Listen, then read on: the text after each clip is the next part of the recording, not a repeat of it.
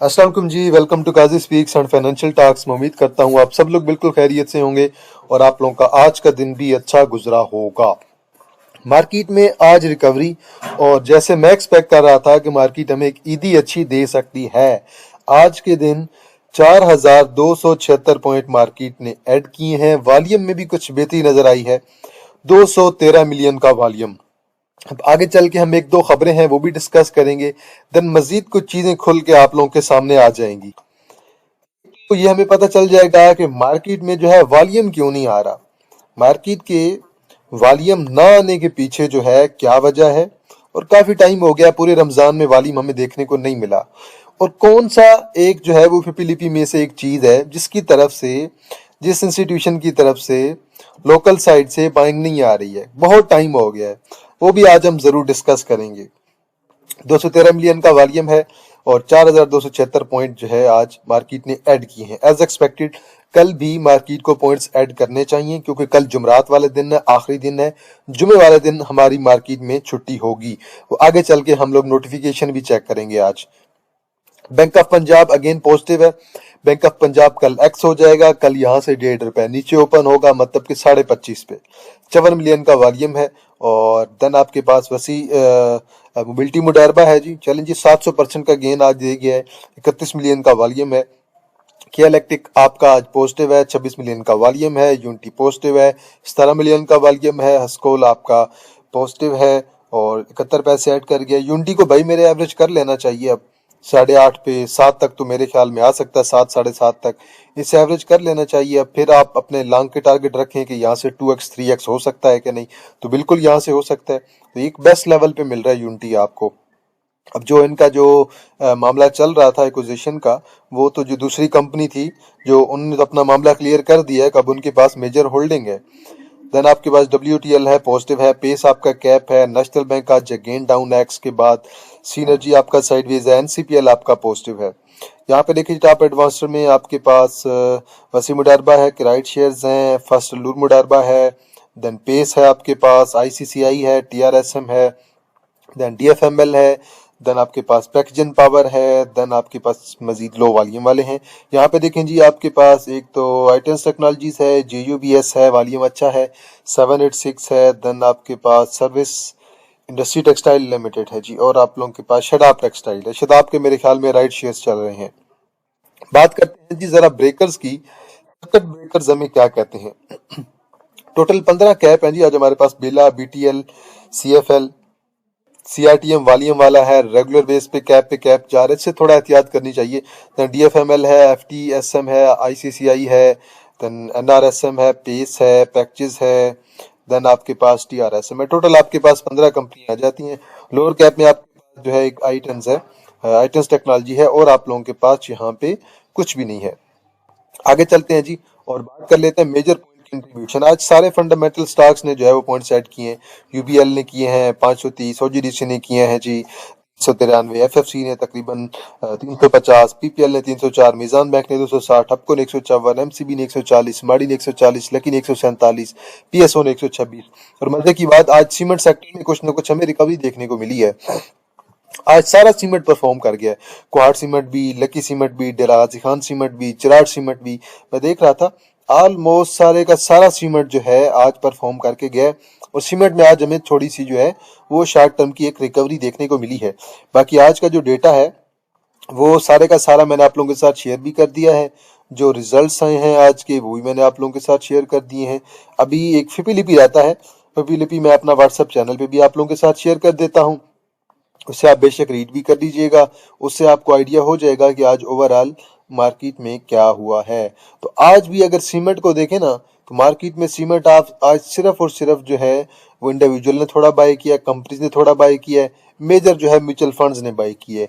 बाकी आज भी सीमेंट जो है फॉरेन की तरफ से सेलिंग पे है, और रेगुलर बेस पे जो है फॉरेन जो है वो अभी तक जो है सीमेंट में सेलिंग कर रहे हैं, बहुत टाइम हो गया। जो मेजर पॉइंट्स निकले हैं जी, नेशनल बैंक ने निकाले हैं एक्स होने के बाद, PABC ने निकाले हैं, PABC के रिजल्ट आए हैं, हाई नून है, LCI है। अब LCI तो अब रुक ही गया है, अब मार्केट का डाउन जाने का ज्यादा इम्पैक्ट एलसीआई पे नहीं पड़ रहा, मिलेट ट्रैक्टर पे नहीं पड़ रहा, क्योंकि ये दोनों एक्स भी हो चुके हैं और बहुत ज्यादा गिर भी चुके हैं। अब ये और यहाँ से कितना ज्यादा ही नीचे गिर सकते हैं। बहरहाल ये सारे शेयर्स आपके जो पॉइंट्स निकाल रहे थे, आज उन्होंने पॉइंट्स ऐड किए हैं। आज मार्केट अच्छा परफॉर्म कर गई है, कल भी मार्केट को मेरे ख्याल से अच्छा परफॉर्म करना चाहिए और मार्केट को कल भी अच्छे पॉइंट्स ऐड करने चाहिए। इंडेक्स की तरफ चलते हैं, लेकिन पहले जो खबरें हैं वो आज हम देख लेते हैं। तो पहले आप देख लें कि ईद की छुट्टियां आपकी कब हैं। ये कल का नोटिस आया हुआ है, इसमें क्लियर मेंशन है, वहां पे लिखा हुआ है, inform that Pakistan stock exchange limited shall remain closed on Friday, उसके बाद मार्च 20 2026 एंड सैटरडे मार्च 21 2026। और ये उन्होंने बताया कि ईद उल फितर की छुट्टियां हैं आपके पास, जो है ये फ्राइडे, सैटरडे और संडे, ये आपके पास छुट्टियां हैं। देन उसके बाद मंडे आ जाता है। मंडे को अब आपकी एक तो जो है वो पाकिस्तान डे भी बन रहा है, ठीक है, तो वो आपकी उस दिन को भी छुट्टी होगी। तो ये आपकी जुम्मा, हफ्ता, इतवार, सोमवार, ठीक है, इसमें से जुम्मे की छुट्टी है और देन उसके बाद सोमवार की छुट्टी है। ये दो आपकी छुट्टियां आ गई हैं, तो दरमियान में हफ्ता इतवार वैसे ही छुट्टी होती है। और देन आपकी जो सोमवार की छुट्टी है वो भी छुट्टी है। देन मंगल वाले दिन अगर आए तो please note that exchange shall resume with pre Ramzan trading hours and office timing, ठीक है, ट्यूसडे मार्च 24 2026। मतलब कि हमारा जो है ट्यूसडे वाले दिन, मंगल वाले दिन हमारी मार्केट ओपन होगी। ये चीज आप लोग ज़हन में रख लें। अभी आपकी कल का दिन ऑफ है, सॉरी परसों का जुमे का दिन आपका ऑफ है। देन हफ्ता, इतवार, सोमवार और देन उसके बाद मंगल वाले दिन आपकी मार्केट जो है इंशाल्लाह ओपन होगी। सबसे इम्पोर्टेंट नोटिस जो एससीसीपी की तरफ से आया है मार्च 17 2026 को, इससे अगर रीड किया जाए, stake holder consultation on T+1 settlement cycle way forward. अब इस सारे को अगर रीड किया जाए ना, तो इसमें जो एक नतीजा देखने को मिलता है और जो रिजल्ट्स मिलते हैं यहाँ पे, बल्कि ये 3-4 लाइनें अगर हम रीड कर लें, चले जूम कर लेते हैं। Identify and address implementation challenges associated with T+1, मतलब कि T+1 जो रूल लेके आए हैं, इससे क्या क्या चैलेंजेस हमें फेस करने पड़ रहे हैं, नंबर 1। दूसरा, evaluates its impact on market liquidity, investor participation and operational readiness and develop a practical and coordinated roadmap to ensure smooth and sustainable settlement process। वो बल यही बता रहा है कि इससे मार्केट की लिक्विडिटी पे कितना फर्क पड़ रहा है, इन्वेस्टर के सेंटिमेंट्स इससे क्या कह रहे हैं और सारी चीजें इससे जो है हमारी किस तरीके से चल रही हैं। Then based on stake holder input formulate and appropriate forward the market, मतलब कि कोई मुनासिब अगर इसका हल निकाला जाए तो। अब इस सारे को पढ़ के ये लग रहा है कि जो T+1 सेटलमेंट है ये हम लेके तो आ गए हैं मार्केट, लेकिन अब इस पे ये काम किया जा रहा है कि क्या ये T+1 सेटलमेंट मार्केट के लिए ठीक है, इससे मार्केट पे क्या इम्पैक्ट पड़ा है और क्या इस तरह मार्केट हमारी आगे मजीद चल सकती है T+1 के साथ कि नहीं। अब एक और चीज मैं क्लियर कर दूं कि T+1 जब आया था तब भी एससीसीपी ने जो नोटिस दिया था वो ब्रोकर्स के खिलाफ दिया था कि कुछ खास ब्रोकर जो है वो शॉर्ट सेलिंग में शामिल थे। ये बात तो आपको क्लियर पता है कि ब्रोकर जो है वो शॉर्ट सेलिंग में शामिल थे। नाम किनका आया था? ब्रोकर्स का आया था। अब मैं आपको एग्जैक्टली ब्रोकर नहीं बता सकता कि कौन से ब्रोकर शामिल थे या नहीं थे, क्योंकि वो तो एससीसीपी ने भी नहीं कहा। उन्होंने बस ये कहा था कि ब्रोकर जो है वो इस चीज में शामिल थे। अब अगर ब्रोकर्स आपके शॉर्ट सेलिंग में शामिल थे और ब्रोकर्स ही आपके T+1 से खुश नहीं थे, तो लाजी बात है अब आपके ब्रोकर ही वो हजरात हैं जो कि स्टिल चाह रहे हैं कि मार्केट T+2 की तरफ जाए। अब एक और चीज, मेरा आप लोगों से एक सवाल है कि जब से T+1 आया है, आप लोग डेली की जो है वो फिपीलिपी देखते होंगे, मैं भी डेली का देखता हूँ। किसी एक दिन का फिपीलिपी चेक कर दें और मुझे बता दें उस फिपीलिपी को देख के कि जो है आपके ब्रोकर्स हजरात ने, जो ब्रोकरेज फर्म्स हैं, उन्होंने मार्केट में बाइंग की हो। किसी एक दिन अच्छी बाइंग मुझे दिखा दें, किसी एक दिन, या फिर 2 कंसेक्टिव डेज या वीक में 2 दिन की बाइंग दिखा दें। अगर कहते हैं मैं म्यूचुअल फंड्स की दिखा सकता हूँ, मैं आपको 1-2 दिन की जो है वो अच्छी बाइंग मैं आपको जो है वो इंश्योरेंस वालों की भी दिखा सकता हूँ, मैं आपको ओवरसीज की दिखा सकता हूँ, मैं आपको इंडिविजुअल्स की दिखा सकता हूँ, मैं आपको कंपनीज की दिखा सकता हूँ, बैंक्स की दिखा सकता हूँ। अगर मैं आपको किसी एक जो है वो इदारे की नहीं दिखा सकता तो वो है ब्रोकर्स। ब्रोकर्स की कोई भी अभी तक बाइंग नहीं आई है, मतलब कि वो मार्केट से बिल्कुल साइडलाइन हुए पड़े हैं और वो कह रहे हैं कि भाई अब जो ये आपका जो T+1 है इसे खत्म किया जाए। अब मुझे भी ऐसे ही लग रहा है, मतलब ये कोई इनसाइडर बात नहीं है, ये वो चीज है जो मैं खुद नोट कर रहा हूँ मार्केट में।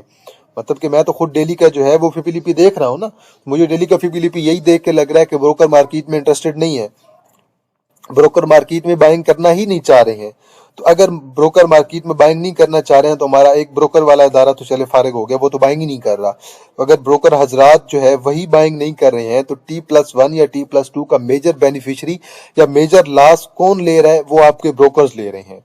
तो मेन जो चीज यही है कि ब्रोकर जो है वो फिलहाल जो है वो T+1 से खुश नहीं है। वो ये चीज इनसाइडर कोई नहीं है, बल्कि ये चीज मैं खुद नोट कर रहा हूँ, आप लोगों ने भी यकीनन नोट की होगी। चलें, जब से मार्केट गिरना स्टार्ट हुई है, क्या एक दिन भी ऐसी अपॉर्चुनिटी नहीं मिली ब्रोकर ने बाइंग की हो? कभी भी ब्रोकर ने बाइंग नहीं की है। शायद कोई एक दिन आई थी इनकी बाइंग, बहुत मिनिमम सी, लेकिन रेगुलर बेस पे ब्रोकर्स की आप लोगों को पूरे जब से मार्केट गिरना स्टार्ट हुई है तब से, या जब से वार स्टार्ट हुई है, ब्रोकर्स की बाइंग आप लोगों को नजर नहीं आएगी। तो जी आगे चलते हैं और देख लेते हैं कि हमारे शेयर्स क्या कहते हैं। इंशाल्लाह जंग जो है वो अभी जल्द ही खत्म हो जाएगी। उम्मीद है कि रमजान के बाद, सॉरी ईद के बाद जो है चीजें बेहतरी की तरफ जाना स्टार्ट हो जाएंगी। आज वॉल्यूम भी अच्छा है, कैंडल भी अच्छी पड़ी है। अब इंडेक्स के लिए जरूरी क्या है कि इंडेक्स अपने इस हाई को ब्रेक करे, 1,58,000 और देन उसके बाद 1,61,000, दो हाई को ब्रेक करके एक नया ट्रेंड भी बन सकता है।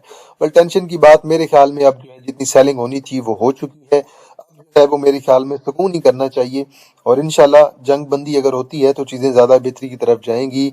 मार्केट अपनी मेजर करेक्शन कंप्लीट कर चुकी है। अब अगर ये सोचेंगे यार मार्केट यहाँ से 10,000 पॉइंट और भी डाउन चली जाए तो क्या ही हो सकता है, मार्केट मेजर करेक्शन तो अपनी कर चुकी है, अब 20% कर चुकी है। बिल्कुल अगर आप देखेंगे क्लोजिंग तक देखेंगे तो 22% की करेक्शन मार्केट आपकी कर चुकी है। तो 22-25% की करेक्शन मार्केट अपनी मेजर करेक्शन कंप्लीट कर चुकी है। अब इंशाल्लाह जैसे ही हालात बेहतरी की तरफ जाएंगे मार्केट में रिवर्सल आना जरूरी है, और रिवर्सल आ भी सकता है। मार्केट इंशाल्लाह अच्छा रिवर्सल देगी। एक तो जंग बंदी का मेन मसला है, और दूसरा आपको पता है कि हमारे पावर के इशू चल रहे हैं, पेट्रोल वगैरह के, गैस के इशू चल रहे हैं। तो वो गैस की भी इशू जो है वो जंग बंदी के साथ इंशाल्लाह हमारे सोल्व हो जाएंगे। अब वो जंग बंदी कब होती है इसके बारे में एग्जैक्ट आपको मैं नहीं कह सकता, लेकिन मैंने आपको पहले भी कहा था, जब स्टार्ट हुई थी तब मैंने आपको कहा था 3 से 4 वीक इजीली चल सकता है काम। अब अगर 2 से ढाई वीक हो गए हैं तो मजीद 1 से 2 वीक और ये मामलात मेरे ख्याल में चल सकते हैं, और 1 से 2 वीक आप लोगों को मजीद जेन में रखने चाहिए। ईद की छुट्टियां आ जाएंगी, एक वीक आपका वो गुजर जाएगा, तो ईद के बाद एक अदद वीक जो है वो और होगा, क्योंकि फिलहाल के लिए यूएसए को किसी और कंट्री की तरफ से स्ट्रॉन्ग सपोर्ट नहीं मिल रही है, जबकि ईरान को जो सपोर्ट मिल रही है, चाइना की तरफ से बड़ी स्ट्रॉन्ग सपोर्ट मिल रही है, रशिया की तरफ से बड़ी स्ट्रॉन्ग किस्म की सपोर्ट मिल रही है। ले जी, बाड़ी में भी आज वॉल्यूम अच्छा आया है, कुछ मूव लगी है अच्छी। बल ये शॉर्ट टर्म की मूव मैंने आपको एक्सपेक्टेड है, कल भी एक्सपेक्टेड है मेरे ख्याल से कि ईद से पहले एक मूव लगती है मार्केट में, मार्केट को पॉजिटिव होना चाहिए। सेम ओजीडीसी में वॉल्यूम अच्छा आया है, 1700 रुपए ऐड करके गया, 17 रुपए सॉरी, और कल भी ऐड कर सकता है, 290 तक जाता है, जाना भी चाहिए। इसी तरह आज देखिए सीमेंट में यार बड़ी अच्छी रिकवरी आज देखने को मिली है, कुहाड़ सीमेंट में मिली है। अभी हम जरा चेक कर लेते हैं डेरा हाजी खान सीमेंट को। डेरा हाजी खान सीमेंट में भी आज रिकवरी है जी, 12 रुपए ऐड किए हैं। चलें जी अभी जरा चेक कर लेते हैं चिराट सीमेंट को, क्योंकि ये सीमेंट बहुत ज्यादा गिर चुका है। चिराट सीमेंट भी चेक कर लेना, तकरीबन 380-90 से गिर के, और आज जी चिराट सीमेंट ने भी तकरीबन आज 17 रुपए ऐड किए हैं। अब रह जाता है लकी सीमेंट। लकी सीमेंट को भी हम लोग चेक कर लेते हैं। तो जी लकी सीमेंट भी आज तकरीबन 10 रुपए आपका ऐड करके गया है। मेजर जो आपकी सीमेंट है में आज आप लोगों को रिकवरी दिखाई दी है। चले मैपल लीफ को भी चेक कर लें, और बेशक आप सीमेंट को भी चेक कर लें। मेजर जो सीमेंट है ना, आज उनमें ये रिकवरी है, और ये सारी मार्केट में रिकवरी है। ये नहीं कि गिने चुने सीमेंट में रिकवरी है, बल्कि सब में रिकवरी है। मैपल लीफ में भी अच्छी रिकवरी है, थर्टा सीमेंट में भी रिकवरी है। तो ओवरऑल सारे के सारे सीमेंट में एक अच्छी रिकवरी है। लेकिन अभी तक मेन वही चीज है कि फॉरेन तो मार्केट से एग्जिट ले रहे हैं। आज भी फिपिलिपी में आपको बता देता हूँ, फॉरेन की सेलिंग है, ओवरसीज पाकिस्तानी की नॉर्मल सी बाइंग है, नॉर्मल सी सेलिंग है, बिल्कुल एवरेज चल रहे हैं। लेकिन फॉरेन कॉर्पोरेट्स की सीमेंट में आज फिर सेलिंग है, सिस्टम में आज उन्होंने दोबारा बाइंग की है टेक्नोलॉजी में। फिर आप आ जाए लोकल साइड पे, लोकल साइड पे इंडिविजुअल की आज थोड़ी सी कोई सेलिंग है। देन आप देखेंगे आपकी जो है कंपनीज है, कंपनीज की भी बाइंग है, बैंक्स की भी बाइंग है, देन म्यूचुअल फंड्स की बाइंग है, ब्रोकर्स की अगेन सेलिंग है, कुछ बाय नहीं कर रहे हैं। इंश्योरेंस की तरफ से भी अगेन सेलिंग है। वेल ब्रोकर हजरात, फिलहाल तक तो मुझे जो है वो सेटिस्फाइड नजर नहीं आ रहे हैं मार्केट से। सो में भी आज कुछ ना कुछ रिकवरी आई है 15 रुपए की। अब कल देखें, कल 390 करता है, 400 करता है, लेकिन कल जो है रिकवरी मार्केट में बनती है खासी, क्योंकि कल जो है ईद के अगर मौके को देखें तो ईद के लिहाज से मार्केट का पास का ट्रेंड हमें यही कहता है। पीवीएल में भी रिकवरी है जी, आज तकरीबन जो है 12 रुपए ऐड कर गया। कल अब देखते हैं 200 230 तक तो मेरे ख्याल में कल एक मूव बननी चाहिए, 225 से 230। अब दो तीन रिजल्ट आए हैं। पीएबीसी की इस दफा सेल्स अच्छी नहीं रही हैं और माइनस में इनकी ईपीएस आई है -1.23। कोई बात नहीं, अच्छी कंपनी है। एक आध क्वार्टर जो है इनका जो है वो एक आध क्वार्टर बुरा रह जाता है, लेकिन फिर आपका ऑलरेडी आप लोगों को बहुत अच्छे ही एक डिस्काउंटेड रेट में मिल रहा है। आप इसका बेशक मंथली चार्ट चेक कर लें तो एक नया हाई लगा के 170 को टच करके शेयर आपका तकरीबन हाफ हो चुका है। अभी तक इसका मंथली चार्ट पे करेक्शन चल रही है, वीकली चार्ट पे भी करेक्शन चल रही है, और स्टिल डेली पे भी करेक्शन चल रही है। अभी तक आज जो इसे मार पड़ी है 4 रुपए निकाले हैं। अभी शेयर को किसी एक प्राइस पे रुकने दें तो देन उसके बाद इसमें ट्रेड जरूर लेनी चाहिए। तक कुछ डाइवर्जेंस वगैरह हमें कंफर्म नहीं हो रही है, तो मेरे ख्याल में ये तकरीबन 75 और देन 70 तक तो आ ही सकता है फिलहाल के लिए। और ये जो मार पड़ी है रिजल्ट्स की वजह से मार पड़ी है, नहीं तो इसे 100 का लेवल ही ब्रेक नहीं करना चाहिए था। एसटीएफ के रिजल्ट आए हैं जी। इस क्वार्टर की ईपीएस आई है 1.42। अब पिछले क्वार्टर की इसकी बहुत अच्छी थी, उससे पिछले क्वार्टर की भी बहुत अच्छी इसकी ईपीएस थी, अब पहले क्वार्टर की भी ईपीएस बहुत अच्छी थी। अब अगर आप पिछले साल की ईपीएस पे जाएं तब इसकी ईपीएस बनी थी 5.37 और सालाना के क्वार्टर की ईपीएस बनी थी 1.40। इस सालाना के क्वार्टर की ईपीएस बनी है 1.42 और साल की ईपीएस 9.38, और जरा यहाँ पे कंपेयर कर लें 5.37। तो ईपीएस तो बहुत अच्छी रही है, लेकिन डिविडेंड जो 40% का था वो इन्होंने डिविडेंड कर दिया है 20% का। ग्रोथ की तरफ भी जा रहे हैं, ये बात भी बिल्कुल सही है, लेकिन डिविडेंड जो कम दिया है इस वजह से ये शेयर हमारा परफॉर्म नहीं कर पा रहा है। अब डिविडेंड कम भी दिया है, अब देखते हैं लेट्स सी ये कहाँ पे सपोर्ट बनाता है। इसका वीकली चार्ट देखेंगे तो वीकली चार्ट में करेक्शन अभी चल रही है। करेक्शन अभी इसके वीकली ट्रेंड लाइन तो बिल्कुल ऑलमोस्ट अपनी ट्रेंड लाइन पे आ गया ना। ट्रेंड लाइन आप देखेंगे तो बिल्कुल अपनी वीकली की ट्रेंड लाइन पे जाके कहीं रुका हुआ है, बिल्कुल एग्जैक्ट आपको ट्रेंड लाइन नजर आ रही है। लेकिन मेरे ख्याल से मजीद शायद थोड़ी बहुत अब इसे मार पड़ सकती है। अब ये जो मार पड़ेगी ये थोड़ी बहुत रिजल्ट्स और डिविडेंड की वजह से पड़ी। हालांकि रिजल्ट इतने बुरे नहीं हैं, रिजल्ट अच्छे हैं ओवरऑल साल की निस्बत, लेकिन डिविडेंड कम दिया है उसकी वजह से इसे मार पड़ सकती है। अब अगर ये यहाँ से गिरता भी है तो देन एक्सपेक्टेड होगा कि मे बी देन ये 75 और देन 70 यहाँ तक जाके ये रुक जाए, और देन दोबारा अपना पैटर्न जो है साइडवे करते करते अगले साल तक अपना जो है दोबारा एक अच्छे ट्रेंड में चला जाए, बुल रन के ट्रेंड में। आज एजीटीएल के रिजल्ट आए हैं जी। अब इसकी जो 2025 की ईपीएस बनी है 22.44 बनी है। अब 3 क्वार्टर तक ये माइनस में चल रहे थे, -4.65।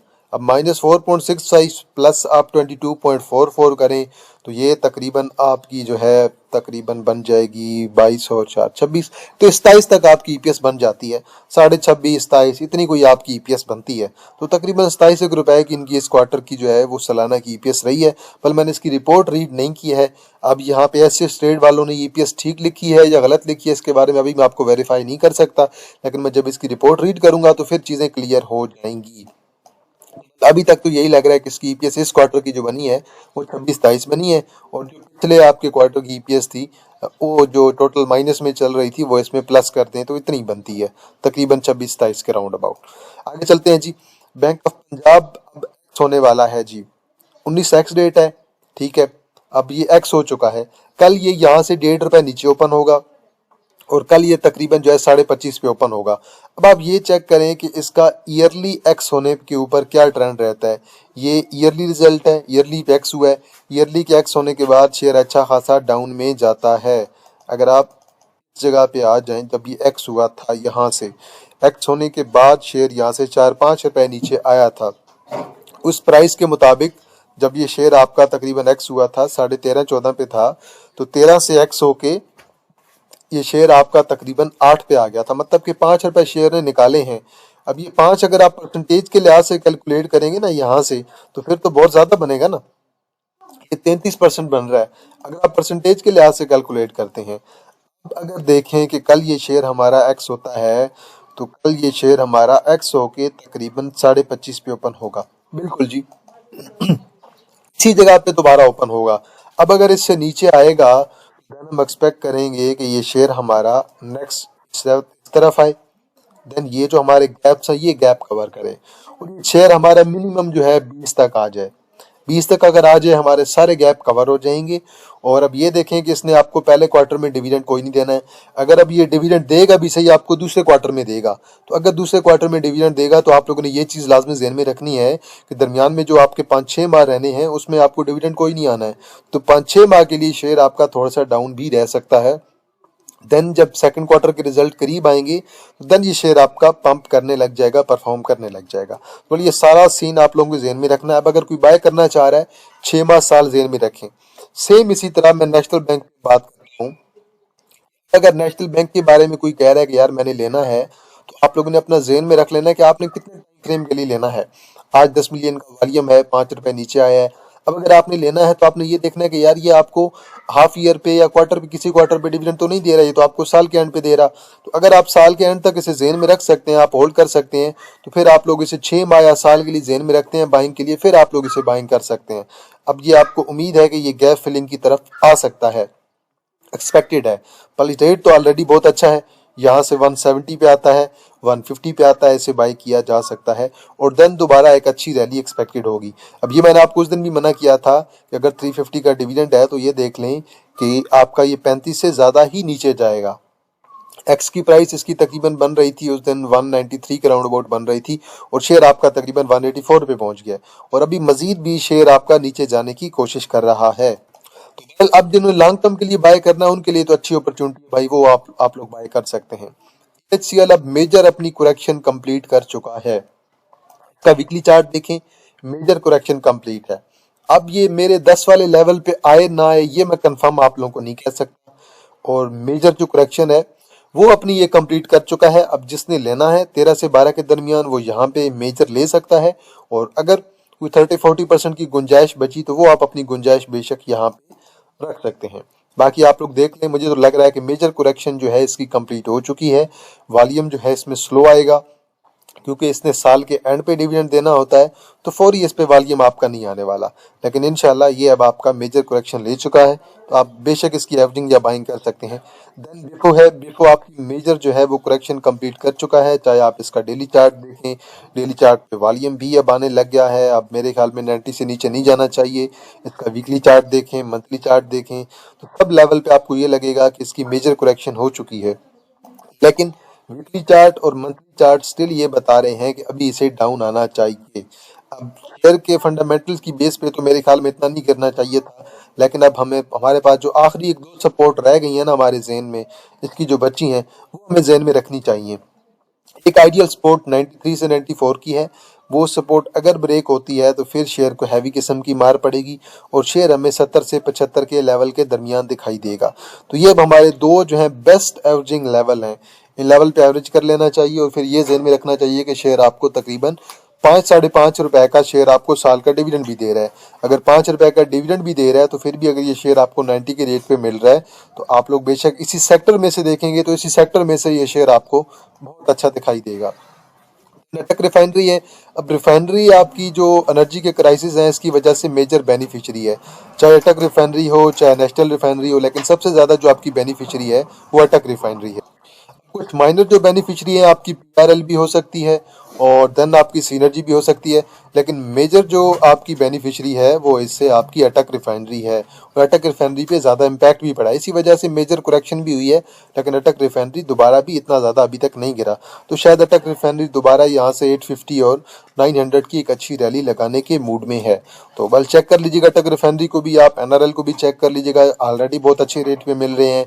पीआरएल ऑलरेडी डिस्काउंटेड रेट पे मिल रहा है, सीनर्जी ऑलरेडी आपको बहुत अच्छे रेट पे मिल रहा है। तो रिफाइनरी आपकी सारी की सारी आपको डिस्काउंटेड रेट पे मिल रही है और जब तक ये आपके क्राइसिस चलते रहेंगे, आपके एनर्जी के क्राइसिस, तो देन आपका अटक रिफाइनरी जो है मेजर बेनिफिशरी होगा, क्योंकि अटक की जो प्रोडक्शन है वो लोकल बहुत ज़्यादा है। तो चलें जी, आज के लिए इतना है जी। ये कुछ खबरें भी थी, मैंने आपको बता दी हैं। T+1 सेटलमेंट जो कि एक मेजर न्यूज़ थी, वो भी हमने डिस्कस कर ली है। कुछ एक दो कंपनीज के आज रिजल्ट्स आए हैं, वो भी आज हमने डिस्कस कर ली हैं। तो अगर कोई शेयर हुआ जी जिस पे एनालिसिस करना हुआ, आप लोगों ने लाजमी बताना है, उस पर मैं एनालिसिस भी कर दूंगा। और वीडियो को आप लोगों ने लाजमी लाइक करना है, बेल आइकन को प्रेस करना है, कमेंट सेक्शन में आप लोगों ने अपनी राय जरूर देनी है। तो चलें जी, इंशाल्लाह जी आप लोगों के साथ दोबारा मुलाकात होगी एक नई वीडियो के साथ। तब तक आप लोग अपना ख्याल रखिएगा। अल्लाह हाफिज़, फी अमान अल्लाह।